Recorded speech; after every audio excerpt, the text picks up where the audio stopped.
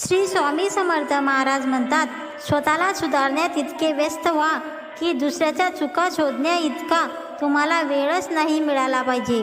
सत्य सांगण्यासाठी कुणाच्याही शब्दाची गरज नसते. नदीला वाहण्यासाठी कुठल्याही रस्त्याची गरज नसते. जे आपल्या हिमतीच्या जोरावर जीवन जगतात त्यांना ध्येयाकडे पोहोचण्यासाठी कुठल्याही रथाची गरज नसते. नेहमी मिळत असलेल्या अपयशाने निराश होऊन जाऊ नका, कारण कधी कधी गुच्छातील शेवटची चावी सुद्धा कुलूप उघडू शकते.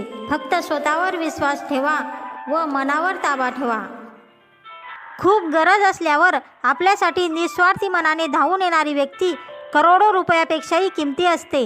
किंमत करा त्यांची जे तुमच्यावर निस्वार्थीपणे स्नेह करतात, कारण जगात काळजी घेणारे कमी आणि त्रास देणारे जास्त असतात. चांगले होणारच हा विचार सतत मनात ठेवावा. त्यामुळे आत्मविश्वास तर वाढतोच आणि येणारा प्रत्येक क्षण आनंदी होतो. आयुष्य पूर्ण शून्य झालं तरी हार मानू नका, कारण त्या शून्यासमोर किती आकडे लिहायचे ती ताकद तुमच्या हातात आहे.